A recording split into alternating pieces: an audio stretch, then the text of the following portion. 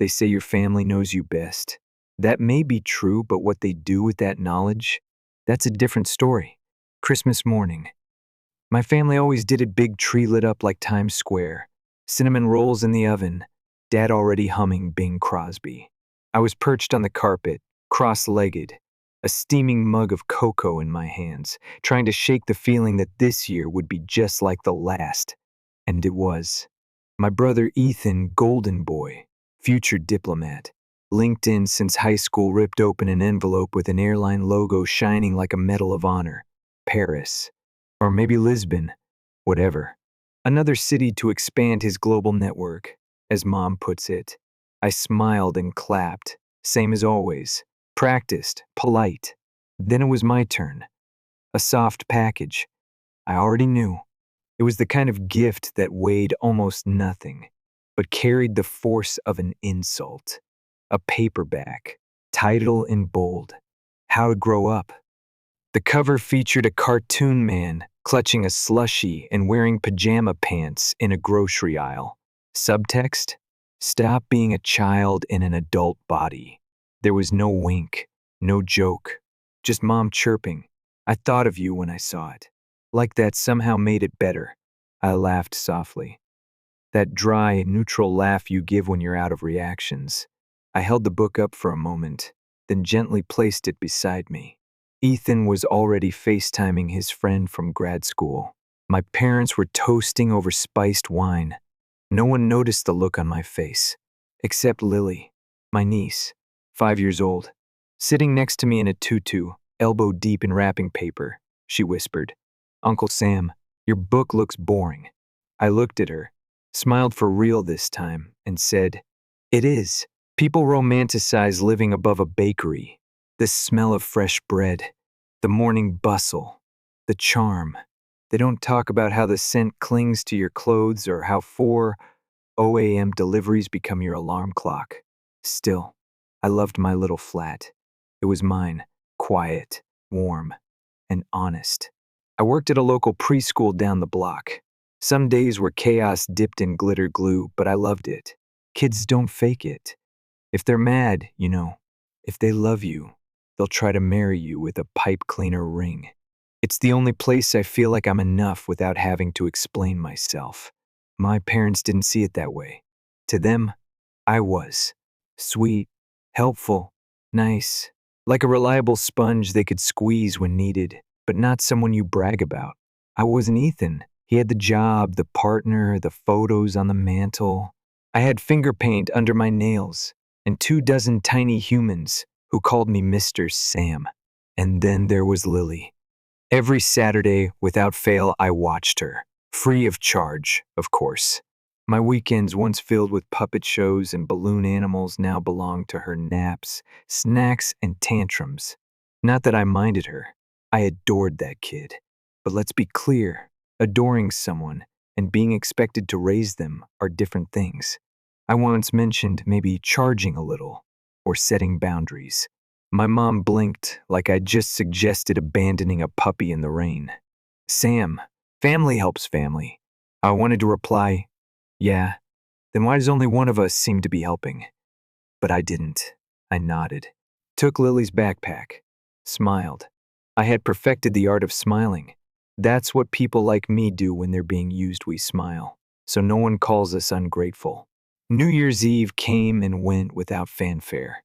No glitter, no parties, no countdown kiss, just me in my upstairs flat, sipping chamomile and listening to the bakery ovens below click on at midnight.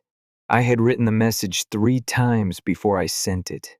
Not dramatic, not emotional, just clear. "Hi, Ethan. Starting in January, I won't be available for regular weekend babysitting. I love Lily, and I'm happy to spend time with her, but I need my weekends back. I hope you understand." Then another one. For my parents, thanks again for the book. It's made me reflect on some things. I'll be making a few changes this year. Wishing you both well. I didn't expect applause. I didn't even expect understanding, but I wasn't prepared for the silence to feel so loud. No one replied. Until the next day. Voicemail from Dad. "We're surprised, Sam. This feels Out of character. Please don't do anything rash. Think about the family.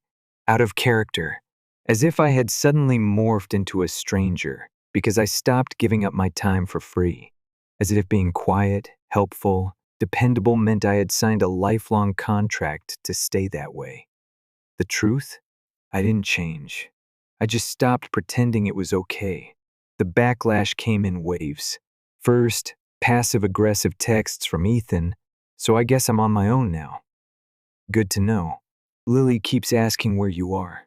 Then came Mom, with her specialty, guilt-flavored disappointment.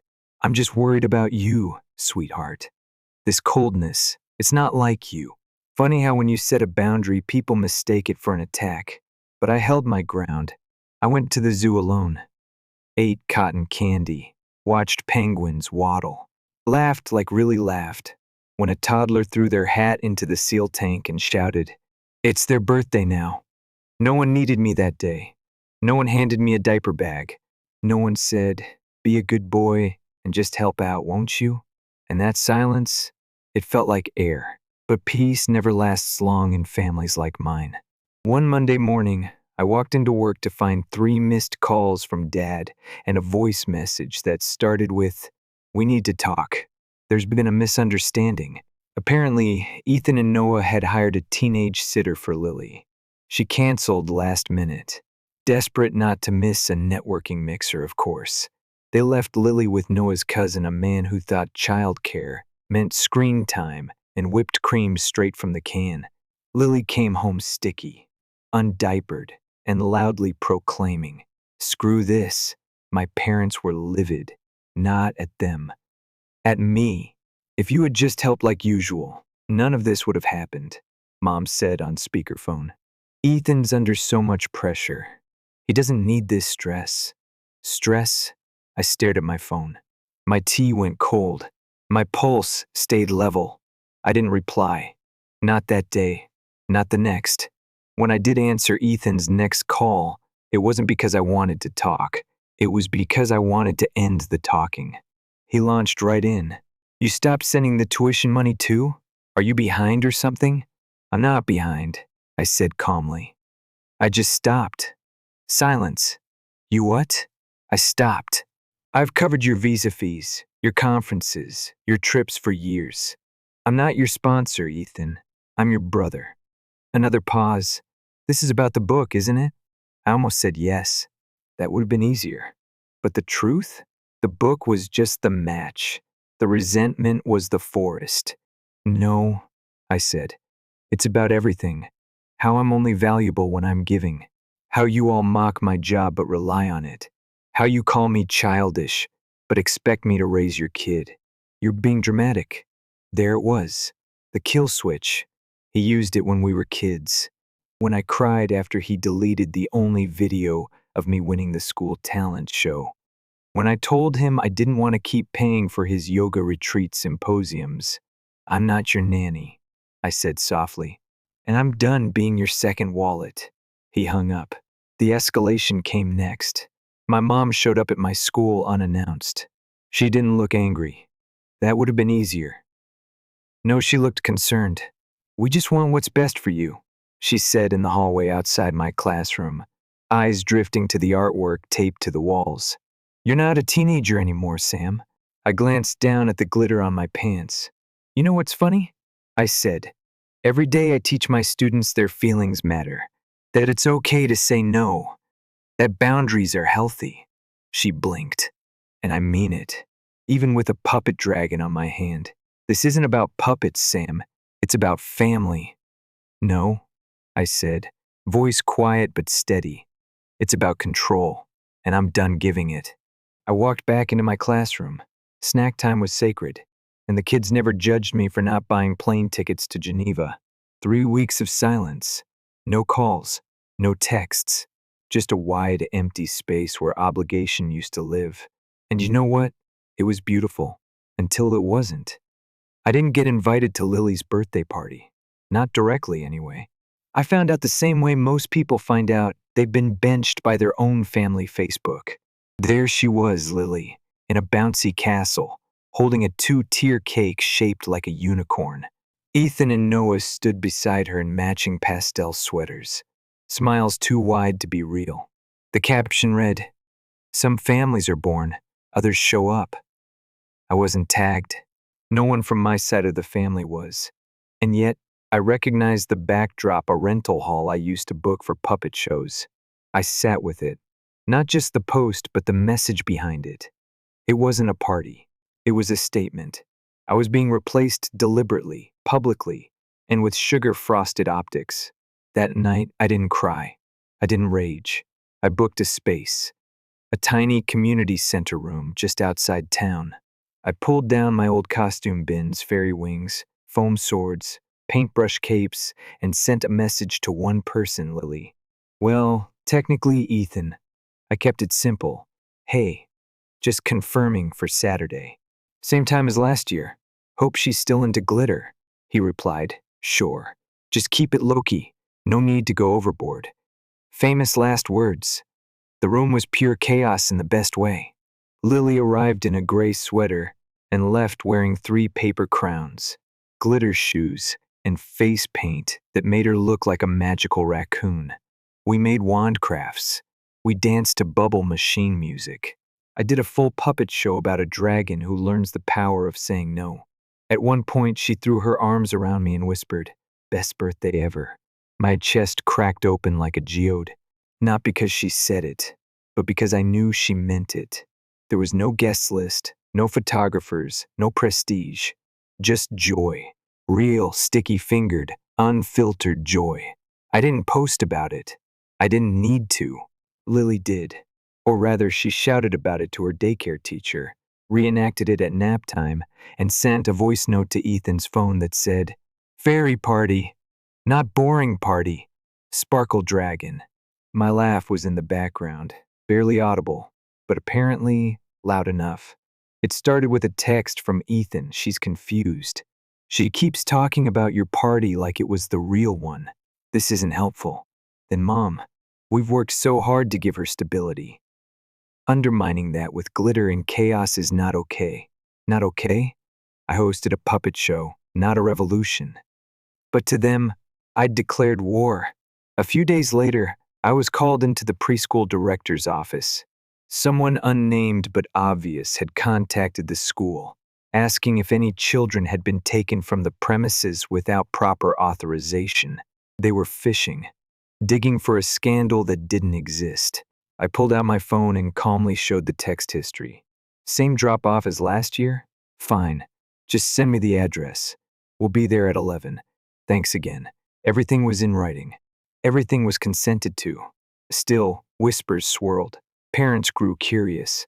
A few looked at me differently, like I was holding on to a secret scandal involving crayons and cupcake frosting. Then came the voicemail from Dad. We could have involved legal counsel, but we didn't. Think about that. Think about that? I did. For hours. Sitting on my floor with Lily's discarded wand beside me, a foil star half bent from overuse. That's when I created the folder. Just in case. Every screenshot, every receipt, the rental confirmation, the birthday RSVP, all under one file. Proof I'm not the villain.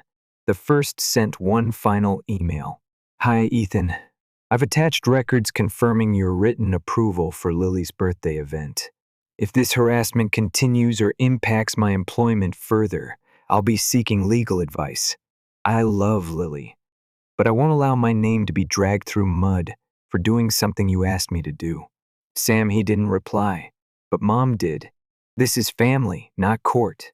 You're being cold, because I wasn't crying, because I wasn't folding, because for once, I wasn't handing over every free hour and emotional reserve to be repackaged as helpfulness. They never said I was wrong, just that I was too much or not enough, depending on the day. Too sensitive, too distant, too involved, too unavailable, never just right. And yet the kids at work didn't flinch. They didn't ask me to explain. They greeted me with story requests and sticky hugs and half-chewed stickers pressed into my palm like sacred offerings. One little boy came up to me after music circle and said, "I love you more than jelly beans, but not more than dinosaurs." Fair. That night, I booked 3 new party clients. All referrals from the fairy party. One parent wrote, "We've done the bounce house. This was something different." This felt like real joy. That joy, it didn't come from money or prestige. It came from glitter, from being seen, from not needing to be useful to be loved. I thought the fairy party was the end. A glittering middle finger to the family that had used me like a multi-tool for years. But it wasn't the end. It was just the moment they realized I wasn't bluffing. A week later, I got a letter. Handwritten, folded twice, tucked into a nondescript envelope. Ethan's handwriting. I recognized the tight, slanted script from birthday cards he used to have me sign for him when we were kids. Inside it read, "I overreacted. I was scared. I didn't like that Lily was so happy without me. You did nothing wrong. I understand if you want distance, but if you ever want to see her again, I hope you'll let me know." That was it. No grand apology, no admission of years of favoritism. Just a few shaky lines. I didn't cry. I didn't rush to forgive him either. That takes time and space. But I did reply, "I'll always show up for Lily. That doesn't mean I'll go back to being convenient. If we're rebuilding, it starts with honesty." He never replied. But 3 weeks later, I got a video. Lily, spinning in the tutu I'd given her. A mess of curls, sparkles flying like stardust. She waved at the camera and shouted, "I love my fairy uncle." And that was enough. It's been 3 years.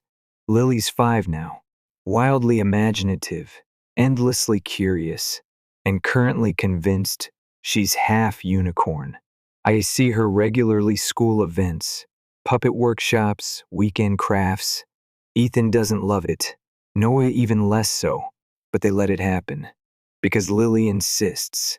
And because deep down they know she's happier when I'm in the picture. Ethan finished his degree eventually. It was slower without my financial help. He had to skip a few unpaid career accelerators and take out actual loans like the rest of us. But he managed. He works now.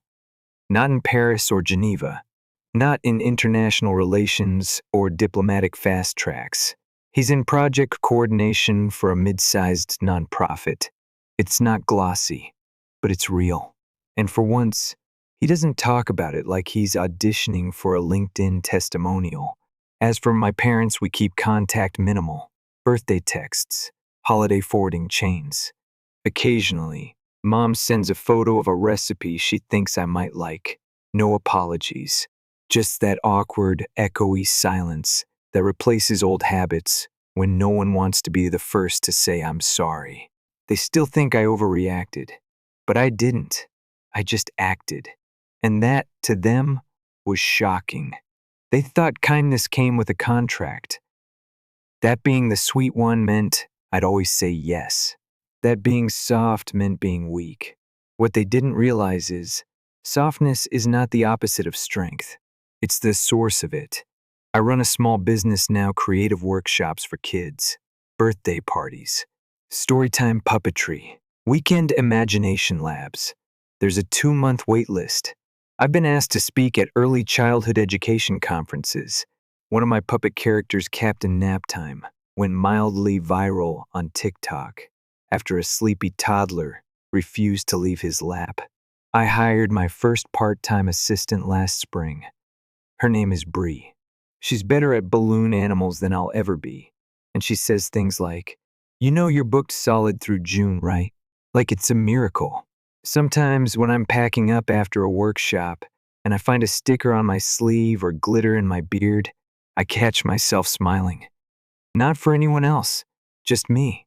Because this is mine. I still wear glitter, still use silly voices, still sing lullabies to puppets with googly eyes. But no one calls it childish anymore. They call it thriving. And sometimes, late at night, I think about how close I came to folding myself smaller just to fit into the box my family made for me. How close I came to mistaking usefulness for worth. And how lucky I was to lose that battle so I could win this one. I don't post updates. I don't write public essays. I don't explain anymore. But if you're reading this, maybe you need to hear it. Maybe you're the Sam in your family, the helper, the ghost, the easy one. And maybe just maybe you don't have to stay that way. You can step back. You can set the boundary. You can build something beautiful in the space they left behind. You don't have to scream to leave. You don't need applause to grow. You don't have to fight to be free. Sometimes all it takes is a quiet, glitter-covered no and a yes to yourself. Story 2, I'm 29 now. My name's Zoe, and I run a small but cozy bakery in a quiet Wisconsin town, the kind of place where everyone knows everyone, and people still wave at you when you drive past. Growing up, my family always seemed like the kind that would be featured in a Simple Joys magazine spread. My dad, Walter, was a high school literature teacher who loved quoting Shakespeare during dinner. My mom, Denise, worked long night shifts as a nurse, but still managed to make homemade lasagna every Sunday. They were good people, salt of the earth types, who raised us with old school values: work hard, be kind, don't ask for more than you need. But if you dig beneath the surface of any perfect family, you'll usually find some rot. Ours was no exception. For us, the rot's name was Ryan, my older brother. Ryan's 3 years older than me, and growing up, we were close. Like build a fort out of cardboard and sneak snacks up there close. He was imaginative, wildly smart, and always the ringleader in our backyard adventures. I adored him.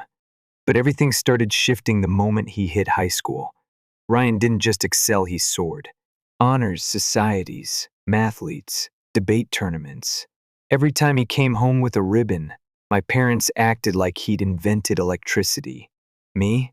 I was the artsy, average grades girl who loved baking and sang in the school choir. My wins were quiet brownies that made people close their eyes when they took a bite, songs that made teachers tear up during assemblies. But they never made headlines in our house. Then came Meadowbridge Prep. It was an elite private school in the city. Think Blazers, Latin mottos, generational wealth. Ryan got a full academic scholarship, but there were still plenty of hidden costs. My parents picked up extra shifts, cut vacations, and pinched pennies for him to have the chance. I never resented that. What stung was how everything started to orbit around Ryan from that point on. He'd come home using new slang, criticizing our town, making backhanded comments about our quaint house. I overheard him once apologizing to a friend for the smell of Mom's chili simmering on the stove. That house was our world, and suddenly, it wasn't good enough for him. Game nights? He outgrew them. Baking Saturdays with Mom and me? Too busy. When he did show up, he'd act like he was slumming at half smiles and snide remarks. And the worst part? My parents just let it slide. He's just stressed. He's under pressure. You know how driven he is. After high school, Ryan landed a spot at Columbia. They threw a literal party when he got his acceptance letter. I remember standing next to the punch bowl, watching distant relatives pat him on the back like he'd just won a Nobel Prize. I stayed local for college, helped out around the house, and worked part-time at a bakery. I never expected a banner or champagne, but the silence was loud. Fast forward a few years, Ryan became a corporate strategist in NYC, complete with designer suits, frequent flyer miles, and a penthouse with a wine fridge. I opened my dream bakery on Main Street, hired a couple of part-timers, and started making enough to help out my parents financially. One time I fixed their leaky roof. I never posted it on Instagram though, so maybe that's why it didn't count. We barely talked unless he was home for Christmas or Thanksgiving, and even then it felt forced. I'd be kneading dough while he boasted about client dinners with names you'd know and watches that cost more than my car. Then came Amy's wedding. Amy's my cousin, technically my mom's niece, but honestly, she feels more like a little sister. She's 26, sweet as a peach, and loves baking almost as much as I do. When she asked me to make her wedding cake, I was honored. I poured everything into it: weeks of sketching, flavor testing, sugar flour practice. It was a rustic barn wedding, charming as hell with fairy lights and wildflowers. I showed up early to set up the cake. 3 tiers, Swiss meringue buttercream, a cascade of sugared violets. Then Ryan walked in. He was wearing this obscenely expensive suit tailored within an inch of its life, like he was heading to a boardroom, not a barn. Immediately, he started poking fun at everything. "This looks like a Pinterest ad," he said loudly, sipping champagne like it offended him. "It's cute, I guess. Very homespun." I saw Amy's face tighten. She didn't say anything, though. She's too polite. He made passive-aggressive jokes all evening, mocked the music, rolled his eyes at the dancing, tried loudly to flirt with Sarah, one of Amy's bridesmaids. Sarah, for the record, is 25 sweet, and so not into arrogant finance bros. She kept politely disengaging, but Ryan wouldn't quit. Then the red wine incident happened. He stumbled completely his own fault and splashed Merlot all over his crisp white shirt and designer jacket. Instead of quietly excusing himself, he threw a fit.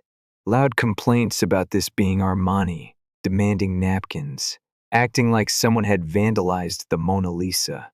People stared. Amy looked mortified. And here's where it all hit the fan. He tried again to approach Sarah, who was visibly uncomfortable at this point. And as he made his way across the barn floor, glass in hand, he tripped. Right into the cake. My cake. Amy's cake. It happened in slow motion. A gasp rippled through the room. The top tier exploded on impact. Buttercream everywhere. Ryan lay sprawled across the floor, covered in purple violets and crushed sponge. The barn fell into dead silence. And he looked up at me. Frosting smeared across his cheek. Shirt stained red and now splattered in white. His eyes met mine, and I saw something strange in them, not arrogance, not pride, just panic. A silent, pleading look that said, "Help me." I didn't. I turned my back, walked toward Amy instead. She laughed it off, gracious. Always, but I could see the strain behind her eyes. Our parents, of course, rushed to Ryan's side like he'd been hit by a truck. Dad fussed over his suit. Mom dabbed at his face like he was 5 again and had scraped his knee. They didn't even glance in my direction. I stayed and helped Amy cut into the salvageable tier. People tried to pretend like everything was fine, but the vibe had shifted. The cake was ruined. So was the illusion. That night, I drove home alone with buttercream on my arm and a storm in my chest. I didn't sleep, not because of the cake, because for the first time, I realized I wasn't angry at Ryan for being Ryan. I was angry at myself for still expecting more. The morning after Amy's wedding, I came downstairs to the smell of cinnamon rolls and regret. I hadn't slept much. I kept replaying the way Ryan looked at me when he felt confused, helpless, almost like the kid I used to run barefoot through the woods with. But that version of him had disappeared years ago. The man who ruined that cake? He was a stranger in my brother's skin. I checked my phone while the rolls cooled. 15 unread texts. All from Ryan. Some were angry, borderline unhinged. Others were long, rambling apologies that clearly started as drafts of the angry ones. A couple just said things like, "Wow," or "Guess blood isn't thicker after all." I didn't respond. Not because I wanted to hurt him, but because I didn't have the words. What was I supposed to say? "Sorry you face-planted into the most important cake I've ever made, because you drank too much and couldn't take no for an answer." Later that afternoon, Mom called. Her voice was tight. She didn't ask how I was. She didn't ask if Amy was okay or if we managed to save any of the cake. She dove straight into it. "Zoe, how could you just stand there and let your brother humiliate himself like that?" I blinked at the phone like I'd misheard. "Mom, he was drunk. He was harassing a bridesmaid. He fell into the cake. What was I supposed to do? Catch him midair?" That's when the guilt bombs started dropping. How I should have helped him up. How family is family. How he was clearly embarrassed, and I made it worse by turning my back. That last part stung. Dad got on the phone next. More of the same, but colder. "I'm disappointed in you, Zoe. That one cut deep. They ended the call by asking no, telling me to apologize to Ryan. I didn't agree, but I also didn't argue. I just said okay to get off the call. I spent the rest of the week in a weird emotional haze, half ashamed, half justified. One second I'd be kneading dough in the bakery like nothing happened. The next I'd be scrubbing a tray too hard because my mind was spiraling through years of playing second fiddle. The worst part? Ryan didn't reach out again. Not even a passive-aggressive meme or some Instagram story aimed at me. Just silence. And then Nana Rose called. If my parents are the rule book, Nana Rose is the soul of the family. She's my dad's mom, 78, sharp as a tack and tougher than a frozen biscuit. She still lives in the same old farmhouse on the hill where my dad grew up. That house smells like lavender and old wood, and every visit feels like time traveling back to the only version of childhood that still feels good. She invited us all for Sunday dinner. I didn't want to go, not after everything. But this was Nana. She didn't ask, you just knew to show up. So I did. I pulled into the gravel driveway, dust kicking up around my car. I sat there for a minute, staring at the wind chimes dancing on the porch, thinking maybe I should just drive away. But then I smelled rosemary and roasting meat wafting through the open window, and my stomach and heart overruled my pride. Dinner was quiet at first. Ryan was there. He didn't look at me. My parents were icy but polite. Nana played hostess, passing dishes, asking about the weather, acting like nothing was wrong, but I could see the fire behind her eyes. After dessert, her famous apple crisp, she folded her napkin, sat back in her chair, and said, "All right, let's stop pretending. You could have heard a crouton drop. I heard what happened at the wedding," she said, "and I think it's time we talk about respect and humility." And just like that, the conversation opened like a wound. She didn't yell. Nana never yells. She just speaks the kind of truth that hits you right between the ribs. She talked about Ryan's behavior not just at the wedding, but for years. About how my parents had created a pedestal for him and expected me to smile and clap from the ground. How they minimized every accomplishment I had and stretched his into banners. She didn't spare me either. She gently pointed out how I let resentment pile up like old mail, never opening it, just letting it clutter the corners of my heart. No one interrupted. And then Ryan spoke. His voice was low, not performative, not defensive, just tired. "I lost my job," he said, "right before the wedding. They let me go." I felt the air shift. He explained that he'd been spiraling for months, that he was under investigation at work for being toxic, whatever that meant in corporate speak, that his whole identity, Mr. Success, had cracked, and the only thing he knew how to do was pretend everything was fine. "I wasn't just drunk at Amy's wedding," he said. "I was scared and stupid. And yeah, I deserved what happened." I didn't say anything, but I looked at him, really looked, and I saw my brother. Not the brand, not the image. Just Ryan. Our parents looked like someone had shaken the snow globe they'd been living in. My mom was crying. My dad looked like he aged 10 years during that dinner. They apologized to both of us. Slowly, awkwardly. But it was something. I told Ryan I wasn't sorry for not helping him up, but I was sorry for never telling him how much it hurt being invisible. He nodded, said fair. Then Nana did the most Nana thing ever. She handed me her old leather recipe book. "You'll use it more than I will now," she said. "And remember, bread dough's like family. Sometimes you gotta let it rest, but you always come back to knead it with love." I cried the whole way home. Not the ugly cry, just the quiet kind, where you feel something break and something else heal in the same breath. It's been a few months since that dinner at Nana Rose's house. Things didn't magically fix themselves overnight. This isn't a movie. But something shifted that day. A little crack in the ice where warmth started to seep in. Ryan started showing up at the bakery. The first time he came in, he looked awkward, like a penguin in a library suited for somewhere else, unsure where to stand. He didn't say much, Just asked if I needed help carrying flour bags. Spoiler, he nearly dropped a 20-pound sack on his foot. I didn't laugh. Out loud. He kept coming back. At first, it was just to watch. Then he asked how sourdough worked. Next thing I knew, he was elbow deep in dough, covered in flour, and completely ruining a batch of cinnamon rolls by forgetting the cinnamon. He called them honest mistakes. I called them Ryan's specials. We started a whiteboard tally in the kitchen. Ryan's recipe fails. It made us laugh, and the regulars loved it. One old lady even asked for the lopsided croissants by name. Somewhere in all that mess, we started talking. Not just surface talk, real stuff. Quiet confessions over warm coffee and the hum of the mixer. He admitted he hated who he was becoming in New York. Said he felt like he'd been running on a treadmill that only went faster, never stopping long enough to ask where it was taking him. I thought success would feel different, he said once. Turns out I don't even remember why I started chasing it. That one hit hard. I told him I used to think I had to earn my place in the family, like if I just baked enough perfect cakes or made enough people smile, maybe I'd matter as much.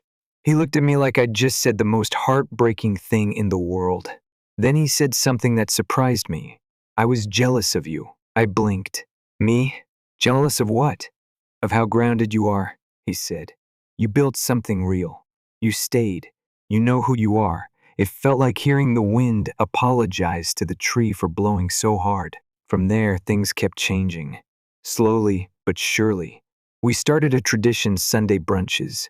We'd take turns cooking, which meant Ryan set off the smoke alarm 3 weeks in a row. Nana Rose joined in sometimes, bringing her stories and her sharp little comments that made us laugh till we cried. My parents came too. It was tense at first, like walking barefoot on gravel. But with every shared meal, every awkward apology, every honest moment, we got closer to something like peace. Mom stopped pushing Ryan about job offers. I think seeing him happy for the first time in years helped. She even started asking about his work at the community center. He's been teaching computer skills to seniors, and he's good at it. Patient, kind. A version of him that feels real again. Dad, who's always been more action than words, started showing up at the bakery with coffee and just checking in energy. He helped Ryan brainstorm ideas for a small tech startup, something that mixes community and education. I don't know if it'll work, but it feels good to see them building something together. Then one day, Mom asked me if I'd show her how to make my chocolate chip cookies. I froze. She'd never asked me that, not once. I nodded, and we spent the afternoon in the kitchen, laughing when she added salt instead of sugar. I didn't say it out loud, but inside, something settled. Something forgave. We're not perfect now. Some days, old habits sneak in. Comments that sting a little too much. Silences that last longer than they should. But we don't let them fester anymore. We name them. We talk. We try again. A couple weeks ago, Ryan and I stood outside the bakery after closing, watching the sun sink behind the trees. He looked at me and said, "Do you think we'll ever be the way we were?" I thought about the forts, the Legos, the way we used to believe the woods behind our house were full of magical creatures. No, I said, but maybe we can be better than that. Because now, we see each other for real. He nodded. Fair. And then he added, I still owe Amy a cake, huh? We both laughed, loud and long. It echoed down the street. So here we are, a little older, a little messier, a lot more honest. Ryan still messes up every third batch of whatever he's trying to make, but people love him for it now. One of our regulars calls him the earnest mess. He says it with affection. The Ryan's recipe fails whiteboard is almost full. We might have to buy a second one. My parents still struggle sometimes. Old mindsets die slow, but they're trying. And for the first time, I believe them when they say they're proud of both of us. As for me, I'm still here, still baking, still learning what it means to love people even when they disappoint you. Because families aren't about flawless performances or perfect cakes. They're about what you do after everything crumbles. Do you walk away? Or do you roll up your sleeves, scrape the mess off the floor, and try again? We chose to stay. We chose to try again. And somehow, that's enough.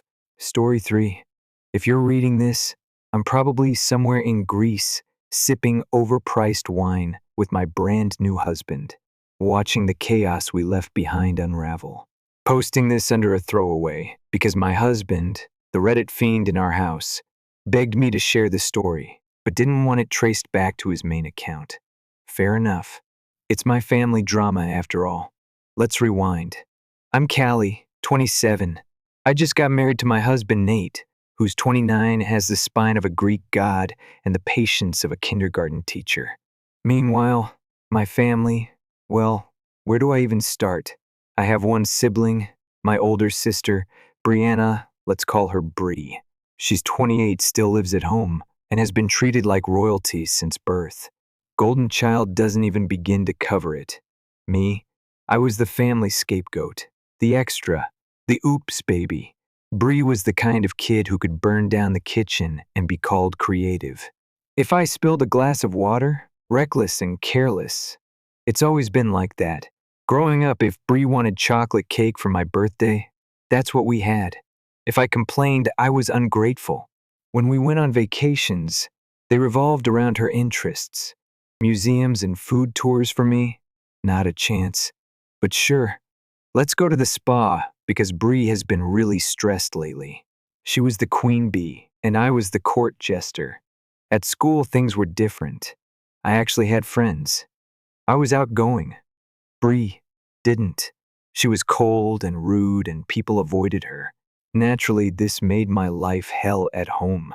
Suddenly, I wasn't allowed to have friends over because Bree didn't feel comfortable. I wasn't allowed to go to sleepovers because we need family time, which, ironically, only meant being stuck inside while Bree ignored me or made snide comments. The only refuge I had was my cousins. They lived nearby and knew the dynamic all too well. At one point, I blurted out that I wasn't allowed to see friends because Bree didn't have any, and that line made its way back to the adults. Cue my parents blowing up and grounding me for lying. But after that, they backed off a little. I still wasn't free, but I could breathe. When Bree got transferred to another school, I thought maybe I'd catch a break. Nope. She made friends again, sure, but she also gained a new skill: manipulation. Her friends would come over, and suddenly they were just joking while bullying me. If I invited anyone, she'd accuse them of stealing or being rude, and my parents would believe her. I stopped trying. Then came my first boyfriend. I didn't want him to meet my family, for obvious reasons, but they insisted. He was polite, tried to make conversation, and Bree, of course, showed up in a tank top 3 sizes too small, flipping her hair like she was in a shampoo commercial. He told me later she was flirting with him and bad-mouthing me behind my back. When my parents found out, guess who they believed? Spoiler, not me. It happened again with the next boyfriend. Same pattern. Bree made a move, got rejected, flipped the script. Suddenly I was dating horrible guys who kept preying on her innocence. It was exhausting. And yet, they let her bring home her boyfriend, whom they worshipped like the second coming. Until, of course, that ended too. He disappeared, and they labeled him manipulative. But me? I was still single and still the disappointment. Let's talk about double standards. Bree got more allowance, looser curfews, unlimited freedom. I got a curfew stricter than my 7-year-old cousin. When I asked why, they said, because Bree is older. When I reached her age, you're not as trustworthy. It never ended. When Bree got into a no-name college barely, they celebrated like she got into Harvard.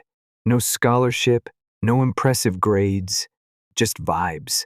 Meanwhile, I was told there was no money left for my college because they were funding hers. You should work after graduation, Mom said. Maybe we can help later. I didn't argue. I'd seen it coming. What they didn't know was that I had quietly worked my ass off, stacked extracurriculars, crushed exams, and applied for every scholarship I could find. When I got a full ride to a decent university, I announced it on social media before telling them directly. just so they couldn't stop me without looking bad in front of the whole extended family. They still tried to dissuade me. Bree's struggling, they said. If she can't handle college, how will you? But it was too late. College was my escape hatch. I got away finally. And that's where I met Nate. Nate was everything my family wasn't. Supportive, honest, no nonsense. The kind of guy who actually confronts problems instead of running from them. The first time I told him about my family dynamic, he didn't just sympathize, he took notes. Literally. I caught him writing stuff down. Just preparing, he said with a grin. Never know when the drama will pop off. Reader, I married him. Now here's where the story picks up. When we got engaged, we decided to have a simple ceremony and blow our budget on an epic honeymoon in Europe. Since my family was all based in one city and his was scattered, we decided to host the wedding there, my hometown. I was hesitant, but he convinced me we could manage it, and that's when the games began. First, my parents insisted on meeting Nate.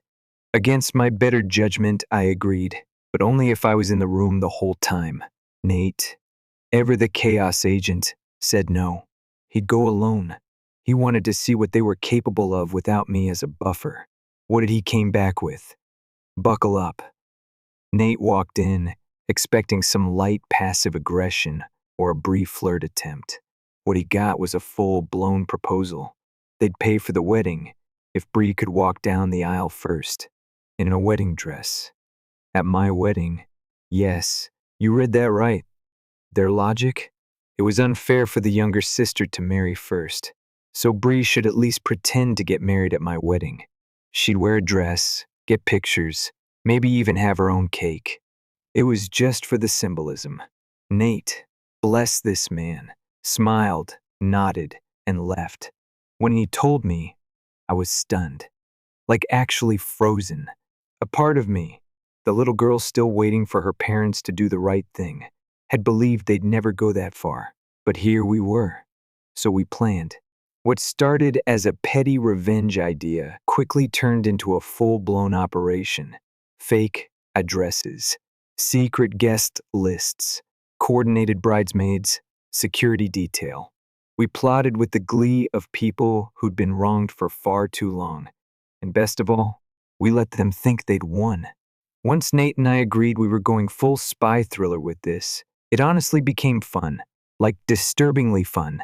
I'd never felt this powerful in my life, probably because I'd spent most of it being told I was wrong, dramatic, selfish, or just plain invisible. Now, I was running the show, and my parents, they were walking straight into it. Nate and I called it back pay. Emotional damages, interest included. So here's how we pulled it off. First, we told my parents we accepted their offer, that Bree could walk down the aisle first, in a wedding dress, before me. Nate told them I was not thrilled, but he'd talk me into it. Said I hated confrontation and wouldn't blow up in public. Which, sadly, was probably true. They bought it. Hook, line, and delusion. Next step, keep everything verbal. No texts, no emails. Nate fed them that line himself. He told them I had trust issues and snooped through his phone, so we had to keep it off the record. My parents loved that. They probably felt validated that Nate saw me the way they did. Difficult, emotional, controlling. It was all part of the plan.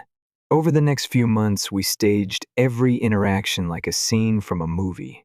Every venue meeting, every flower arrangement, every cake tasting, all of it was choreographed. We'd pretend to choose budget options. Nate would sigh, make a comment like, "Yeah, Callie wanted the fancier one, but I don't want to push it with you guys paying." Every single time, Bree would demand the nicer version. And my parents? They'd give in. We upgraded everything using their own obsession with her against them. Premium open bar? Done. Live music instead of a playlist? Paid. Imported flowers? You guessed it. Courtesy of the Bridezilla Sister Fund. It got to the point where Nate and I were barely spending anything. And I'll be honest, we were having a blast. The hardest part was the dress. See, They wanted me to wear this thing, like a 2009 bridal magazine nightmare. It wasn't ugly per se, but it was absolutely not me. Picture a shiny satin marshmallow, bedazzled and boxy. They said it was a family heirloom translation, clearance rack find from years ago. I wanted to say yes and then just not wear it, but unfortunately my mom texted me about it, which meant we couldn't pretend to agree without a paper trail. So I refused, calmly. Told her it wasn't my style and I had another option in mind. She got passive-aggressive fast. Well, Bree was willing to wear it. I almost laughed. I didn't respond.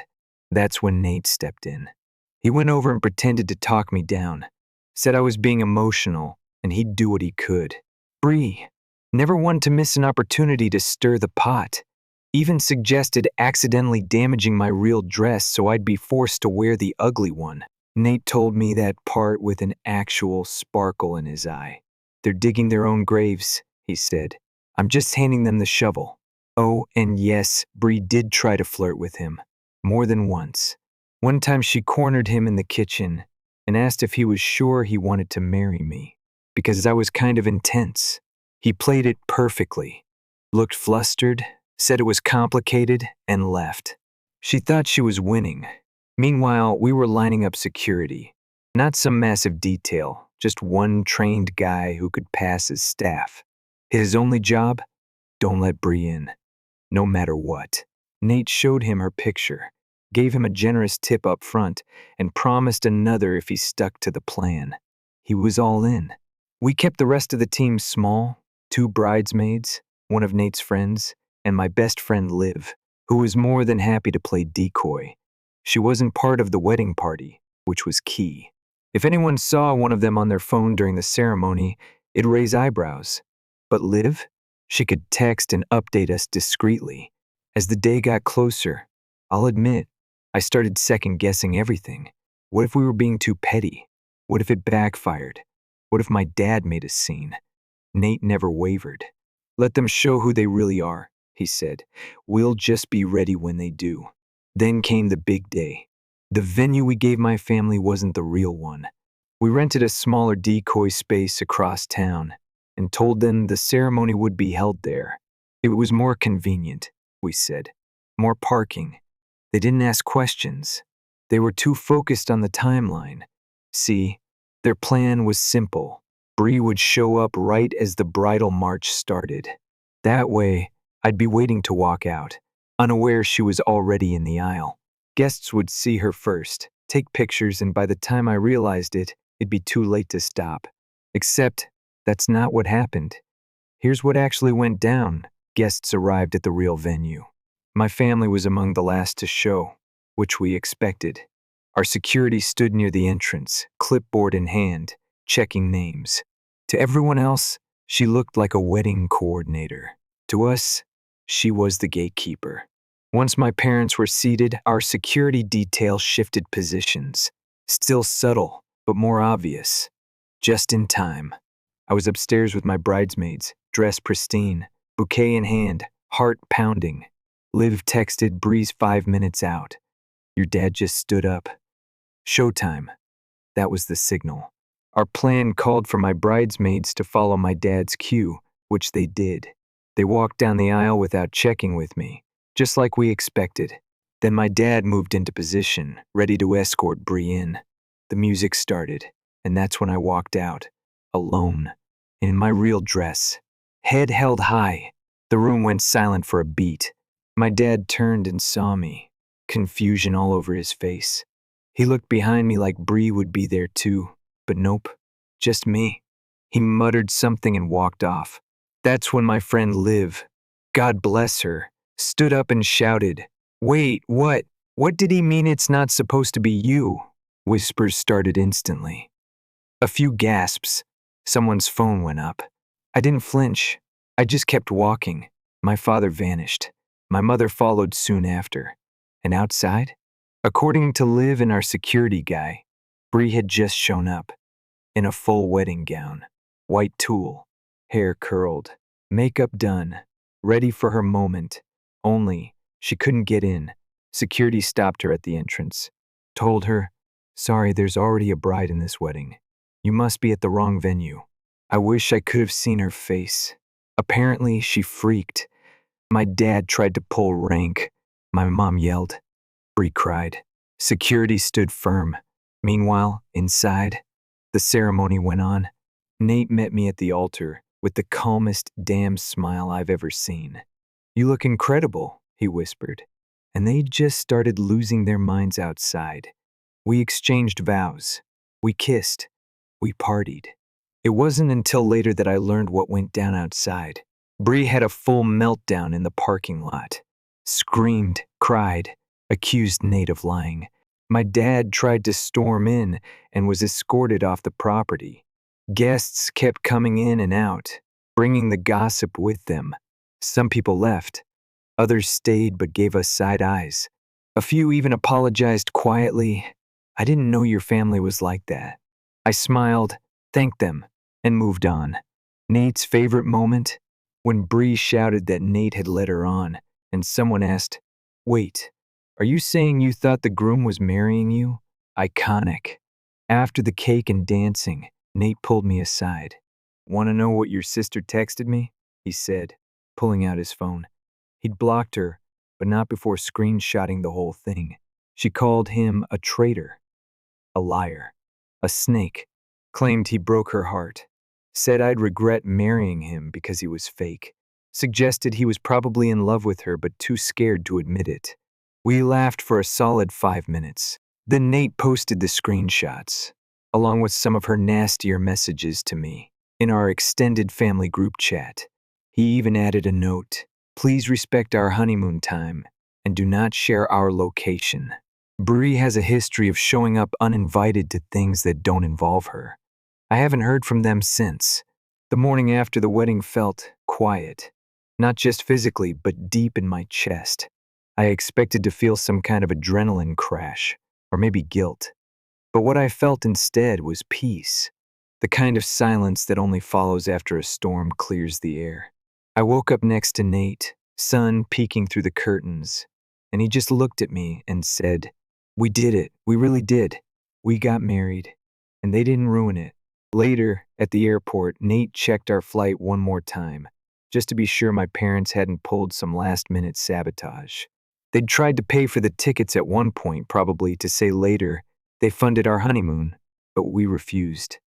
Nate said, There's no way I'm giving them that kind of power.